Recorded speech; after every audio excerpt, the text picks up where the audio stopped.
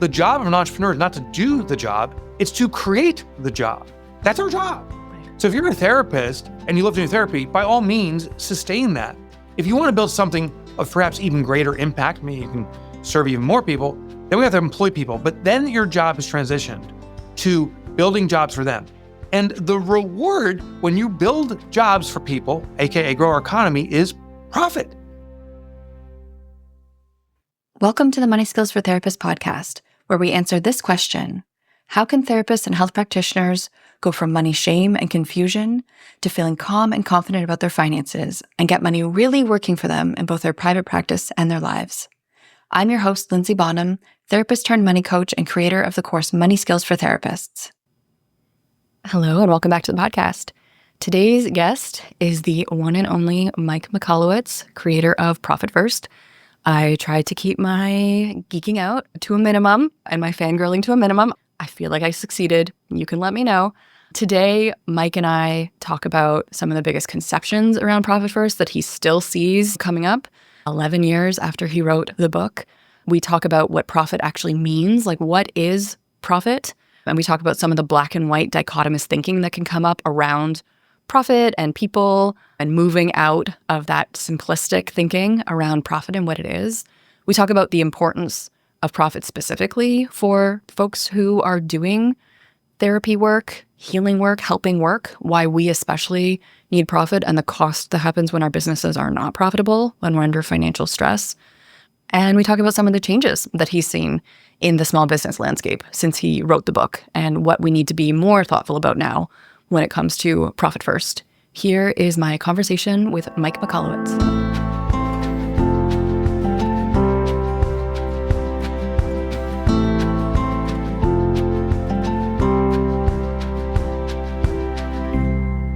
So Mike, welcome to the podcast. It's a joy to be with you, Lindsay. Thanks for having me. It is a straight up honor to have you here. I'm going to try not to geek out too hard, but it is wonderful to have you here to be able to talk to you about Profit First. Because as we were chatting about a little bit off mic before we just started recording, the work that you have done with creating Profit First and popularizing it has had a huge impact on the small business world. You have made waves. Yeah, it's such a blessing. I'm so fortunate. Yeah. It's been a lifelong dream. I've wanted to serve entrepreneurs because of the struggles I've experienced. I think the journey can be simplified, maybe not easier, but at least simplified. And it was funny. There was a meme. My wife came to me. She's like, oh, this video got like 5 million views, whatever. So you got to look at this. I'm watching it. And it's this video. They're talking about American business and stuff. And right in the middle, the guy is reading Profit First. And she's like, look, you're in pop culture. Oh, yeah. Now, it was not a complimentary video. It was all about kind of like the American hustle mentality, how we sacrifice everything in life. So he uses this book, says, look, it's all about profit, which is not what the book really means. Inaccurate. Yeah. Yeah. But it was kind of cool to be in that pop there culture scene. It was on Sister Wives. I'm like, what? There you is go. going on? Yeah.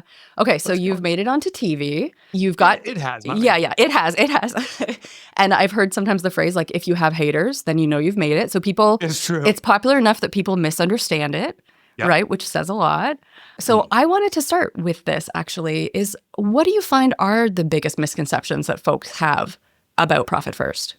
I think that meme videos, it was kind of a good indicator, is we think that Profit First means profit over everything else in a business, that it's profit first and people last. That's often the thing I hear. People are like, oh, I'm people first, not profit first. Yes. But what profit first means is that you need to care for your profitability. It must be the priority. Otherwise, you can't care for your people. You can't care for your organization. It's not viable. The example I use with therapists is, imagine I'm a patient, or you're the patient, and I'm the therapist, and you walk in scenario one, I'm like, I'm not profitable. In fact, I'm barely making it, and I'm really desperate to cover my mortgage this month. Well, let's do the session. Or you come in, and therapist is like, very profitable. The business is extraordinarily healthy. I paid for my mortgage, and I have a reserve for the next 3 months. Are you ready for your session? Who do you want? Yeah. We all know that the lack of money and the panic to bring it about brings about this ongoing stress and a lack of attention. Absolutely. But when you are profitable and sustainable, you can be all in on your patients. So this is the greatest irony when people don't know about Profit First, is your clients are starving for you to be profitable. They want it for you in the worst way. Yes. They may not say those words, but their behavior is totally in alignment with that. Absolutely. Yeah. Sometimes I say that we should be living the lives that our clients think that we're living or want us to live. Yeah. Right? Because we do. And we see this all the time, especially in like the therapy, health practitioner, helper, healer space, where we're putting so much, we're trying to pour so much into making other people well, but, we're pouring from an empty cup. Right. Yeah. And we're doing all sorts of things that we would not encourage them to do. We wouldn't be like, you know what you should do is like work until you're exhausted for so little money. I know. Go home, cry into a bag of Cheetos, go to bed, start over. Right. Like we would never want that life for them. And yet sometimes when we are so afraid of being taken care of and being well, that is the life we end up building for ourselves. Right. The financial stretch. And it's classic wounded healer kind of behavior. Like it's right on target for us in a lot of ways for the types of folks who, tend to be drawn to these kinds of fields. But yeah, our clients want us to be happy. They want us to be stable. They want us to be able to go on vacation, right? Nobody wants you to be struggling. And as you say, there's such a cost to that stress, right? It's massive. It's and huge. It's not just with the therapy space. I was reading a study that average retail store owners earn less than if they worked a job at McDonald's. And the work hours are ridiculous. I got to stock inventory. I got to be there all the time. I got to sacrifice weekends, et cetera, et cetera. And we're not getting by. And yet the consumer does think, wow, you got a store that's been around for 5 years. You must be wildly successful. Mm-hmm. We're the cause of that because we're the ones that we have to look successful. Yes. This gap of perception and reality is what I call the gap of entrepreneurial poverty. We've become an entrepreneur and we have this impoverished life. It's not just financial, by the way. It's in so many ways, soulfully, timefully, all these things. But we put this air out there of success and we believe everyone else has it, but not us. So if there's one thing I can convey, if you're living check by check, you ain't alone. It's okay for this moment, but it's not okay going forward. We got to fix it because if we fix it, we serve your clients better. You're fully attentive to them. Your life becomes better. So you can do more of your craft. Everyone wins if you're profitable. Mm-hmm. And admittedly, everyone loses or at least is compromised if you're not. Yes. Yeah. And, when you were mentioning that piece of people saying, it's not profit first, it's people first. Something that I think of there is I think that there's an old labor slogan, right? Which is like people over profits. And so I almost wonder if like somehow that phrase has gotten plugged in, right? Like people are like, well, if I have to choose people or profits, I'm choosing people. But you're like, well, that wasn't the conversation we were having. People can be very black and white in their thinking around these things. Yeah, and it's not this dichotomy. No. It's not either or. They're complementary. Yeah. It should be people and profits. Yes. Or profits helps me support my people. Yeah. I'm very proud that my business has been profitable for now 15 consecutive years, every single quarter. Yeah. And a profit distribution comes out every single quarter. And I'm privileged I can even share it with my team members here. Yes. And I'm proud that it supports an environment we want. There's not this panic. You see, when you're not profitable, there's this desperation to get through just tomorrow because we have bills and responsibilities. Yeah. And that desperation comes into the office. We're a small shop here. In this office in particular, there's about 8 of us. And if I come in stressed, my colleagues will feel it. If they come in stressed, I feel it. So profit alleviates that, brings about runway. It brings around a lack of stress, whatever the alternative is to that. Yes. Yeah. And it brings about happier clients, Yeah. Sustainability has been one of the words I found myself starting to use more. Like I've been working with therapists around finances for 6 years now. And more I find the term sustainable just hits a chord for me. That's what I want. That's what most of my clients want. Like most of my clients aren't looking for grandiose lifestyles. They're not looking for yachts. They're not even looking for necessarily, impressing the neighbors. Yeah. But they do know that they need to be okay, right? Like we all need to be okay. And we all need to be actually enjoying life. And so that's a phrase that really sticks out for me. But profit itself, like, can we dig into your definition of profit or how you talk about profit? Because I think, too, profit can be this very loaded word, right? Totally. Again, this very, it's like an evil word. How do you define profit? It's a reward for societal contribution. So I'll give some context and some stats because they're pretty shocking. If you look back to kindergarten, when you went, Lindsay, and I went, not that we went to the same class necessarily, maybe we did, but there was 25 kids or something in our classes. And this data shows that about 17% of those kids, of 17% of the population, will ever start a business. So now you multiply, say, 25 by 17, quick math, we're 3, maybe 4 kids. Very few will ever start a business. So let's say it's 4.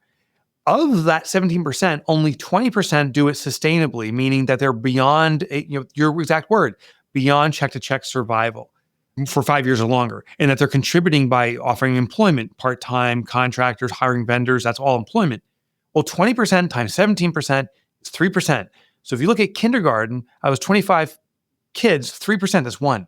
One kid pulled it off, which Lindsay, in your case, it's you. In my class, it's me. Yeah. It's very few. Our job is to be a provider of jobs for the other 24 kids in the class. Because my friends, your friends, they're looking for good jobs with good companies to do good things, have a good impact in life, and have a good life themselves.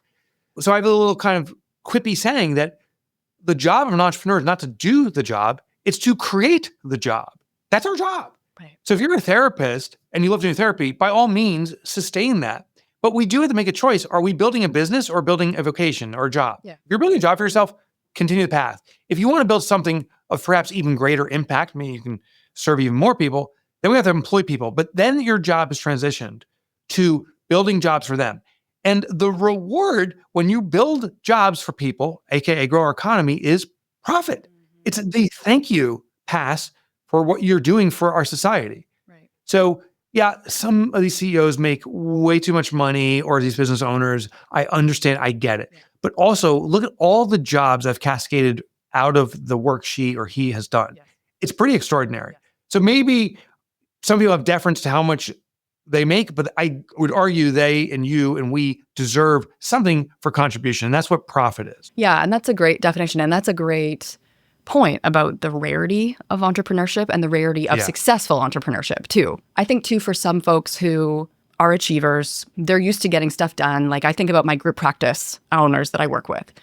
They sometimes might take for granted the fact that they've been able to build this. Like anybody could build this. Of course, anybody could just hire 20 other therapists and fill them up and create a great reputation and have like a really strong, quality of clinical care that's being given to everybody. Like, of course, anybody can do that. Like they don't really recognize the rarity and the specialness of what they've built, and the person next to them wouldn't actually be able to build that.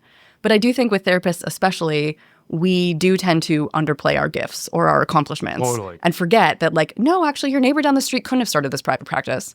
The neighbor across the way would not be able to actually help people like cure their complex trauma. What you're doing is special and you should be rewarded for that. Totally. I do a little mind game when I walk down the street and I observe other people.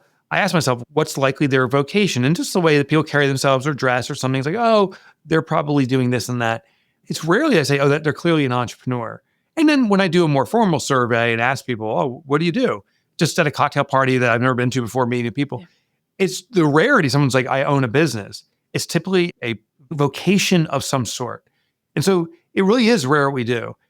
I think we also undermined our talents. So the fact that you can help someone navigate such a difficult, perhaps, experience and help them see to the other side, which is extraordinary, that's a gift. Yes. But because we can do it, it's like, well, everyone can do it because I can do it. And if I can do it, the world can do it. And that's not true. Yeah. That is your God-given talent. Oh, gosh. Absolutely. That's extraordinary. Yeah. And what I try to remind our students of as well, and everybody listening, is that first of all, you had a natural tendency towards this kind of gift, because generally like folks who are really empathetic and able to do that, that was like a natural gift you got. Then you got a bunch of education, right? Yeah. And depending on what that education was, you might be a couple $100,000 in debt for that education. Yeah. Then often in the United States, I'm in Canada, so our process here is a little different, but in the United States, often folks end up working for very little money or for free to get their licensure.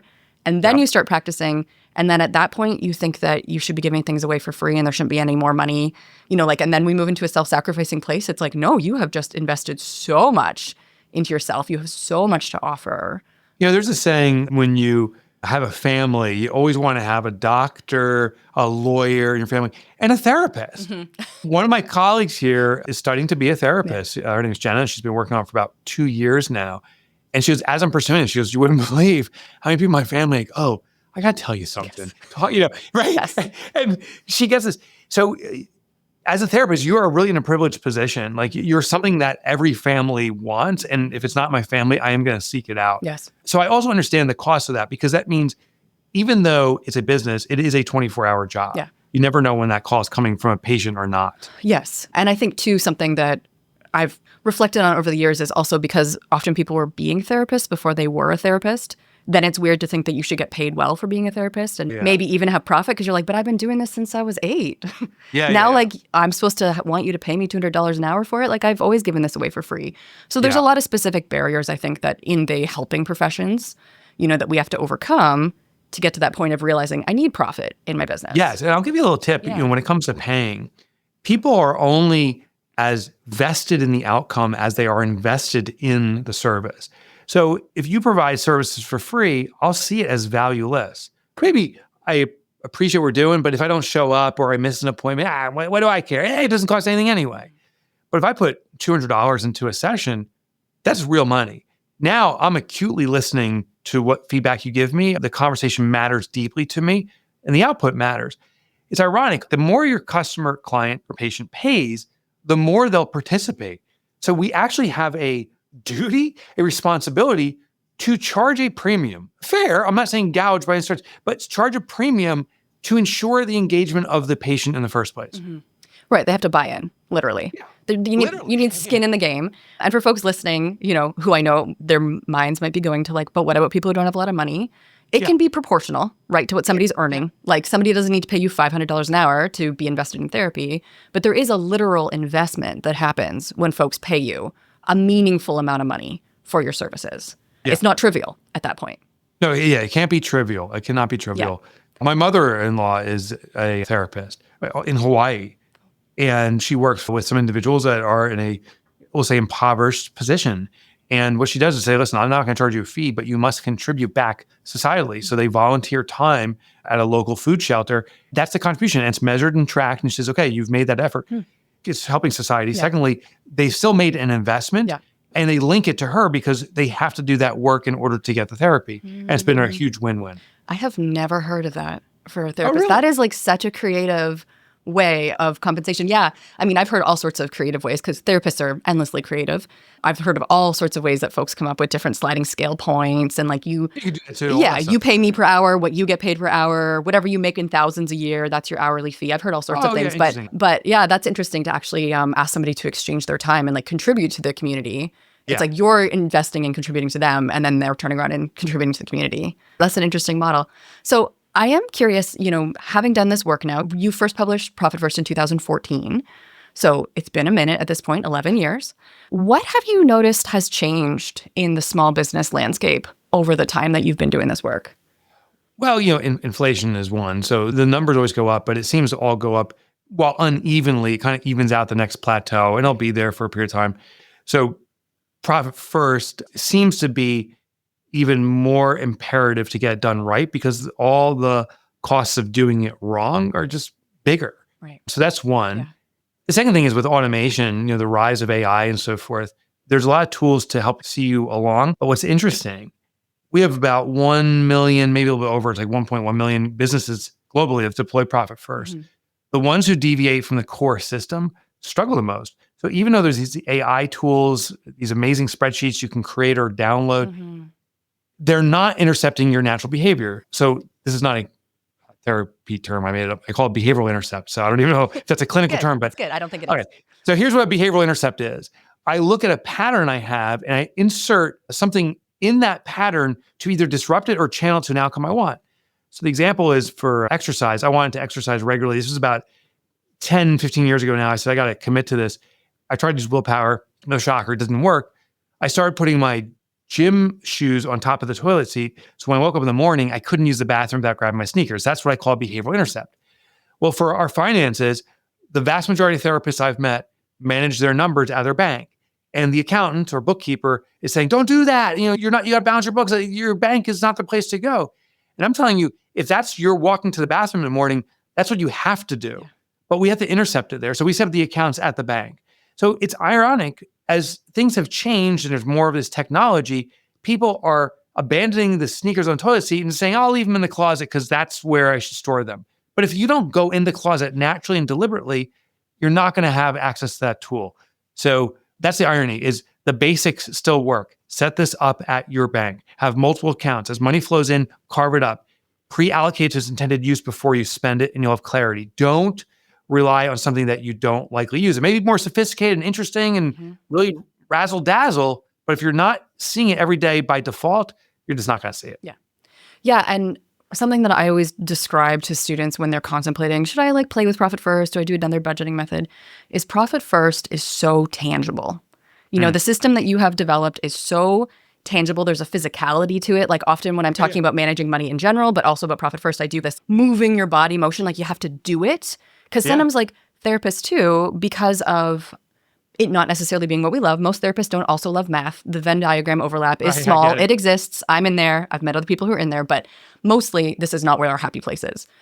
So that physicality of it, sometimes I find that therapists have a hard time understanding profit first. Like they're like, but I don't really get it. And I'm like, just do it. Like you have to do it. You have to set up your numbers, figure out what makes sense for you, do your distribution, actually feel the money moving, see like, okay, my income account now has 0. My OPEX has 500. That's a real number. That's real, right? Like you're setting up actual boundaries. That's one of the clinical terms that comes to mind for me is boundaries, like good boundaries. Yeah. And you can steal from yourself. Like you could just move the sneakers off the toilet and be like, meh, get out of my way and ignore them. But you're making a choice to do that at that point. Correct. There's consequences. Yeah. You're actually having to like physically override it. And it's the same. If I want to steal from my staff account to pay for something in OPEX, I can do that. Nobody's stopping me. It's mine. But I have to clock the fact that I'm doing that. Right? I have to be honest with myself that I am out of my plan right now. And maybe I'm out of integrity or maybe I'm doing it on purpose, but there's no deluding myself. The most addictive drug in the world is playing out here too. It's called dopamine, serotonin.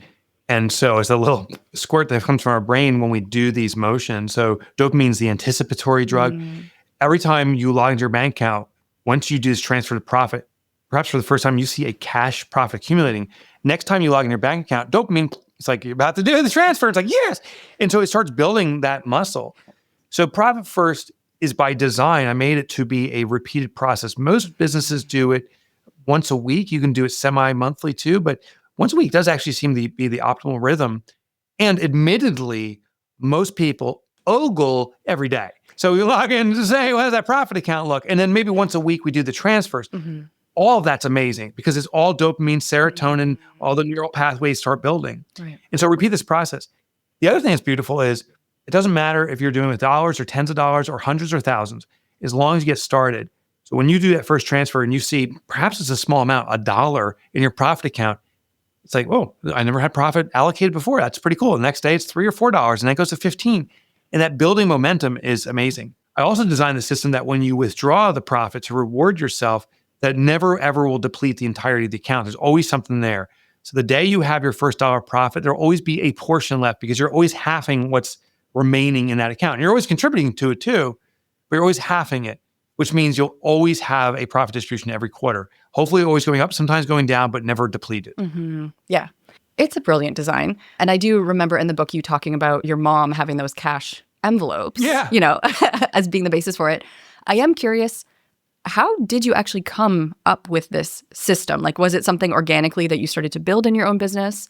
How did you develop this? Because this is something that you actually built and lived. I'm ground zero for Profit First. Yeah. I started 16, 17 years ago.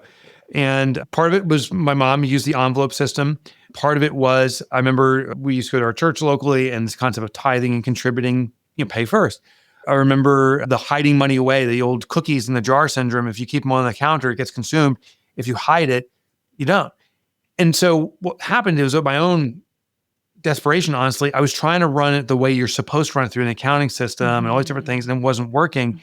I said, I'm just going to go back to what I know. And my gosh, all of a sudden, profit was accumulating. My business didn't change. It almost felt magical. Like, how could there be more profit?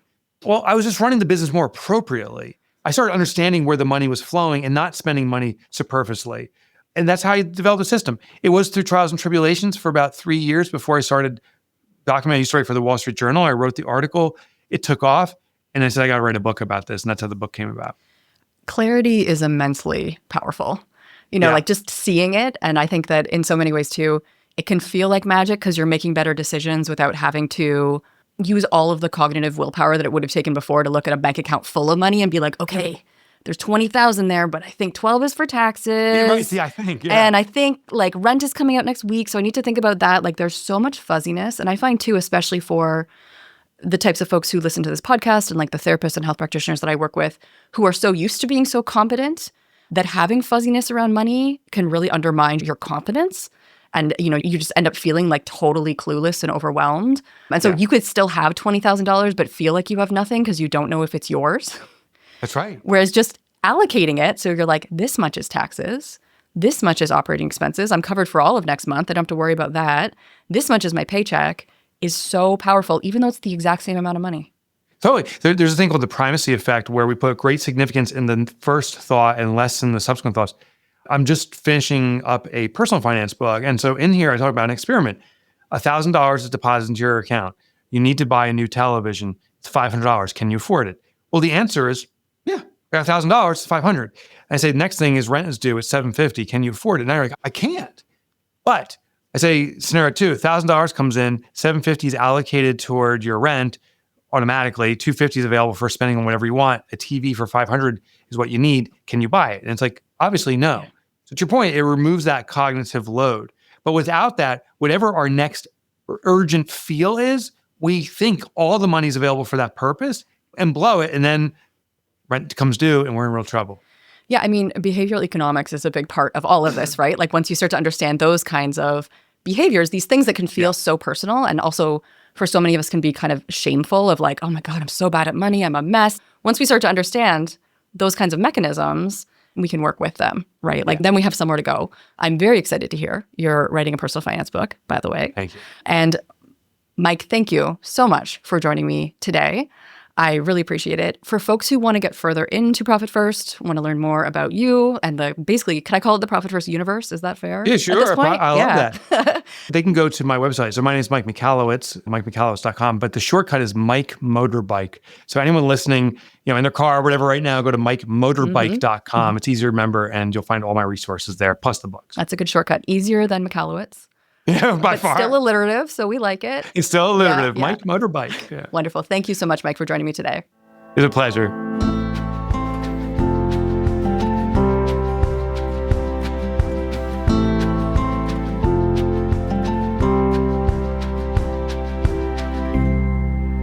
It was such a treat to get to chat with Mike today on the podcast.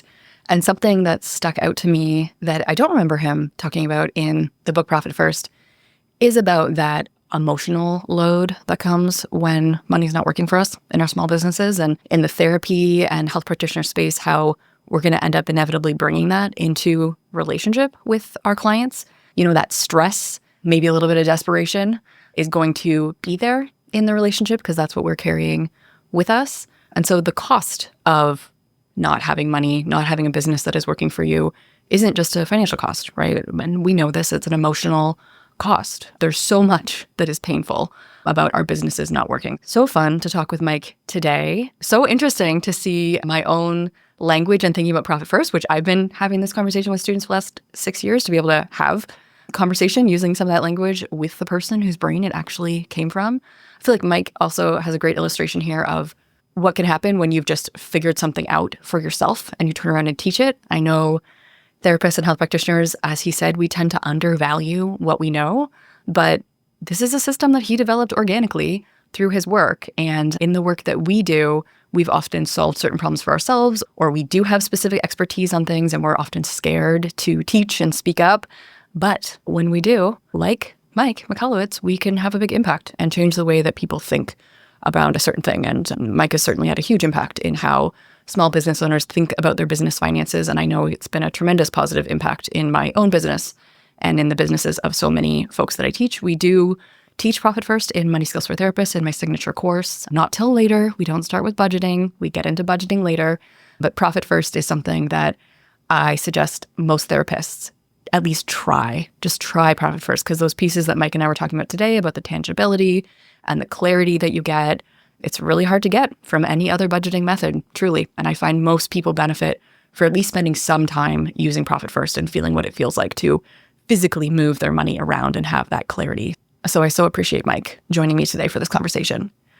If you are enjoying the podcast, it's so nice when you can leave a review for us. We have this beautiful magic link now in the show notes that will take you to a page that will direct you to wherever you can leave a review. So if you're not an Apple podcast listener, like I am not, it will direct you to other places that you can leave a review for us, like Spotify. If you have 3 minutes to do that, I really appreciate it. It's a great way for other folks to hear about the podcast. And if you would be interested in getting my support in implementing Profit First and getting clarity in your business around your finances, as well as working on your overall relationship with money and understanding money, I do all of that with you in Money Skills for Therapists. So if you want to learn more about Money Skills for Therapists, you can click on the link in the show notes. You just need to check out my masterclass, which is like my intake process. That's where you'll learn about the course, what I teach, my approach, see if it's a fit for you, and that will get you an invite to Money Skills for Therapists. Thank you so much for joining me today.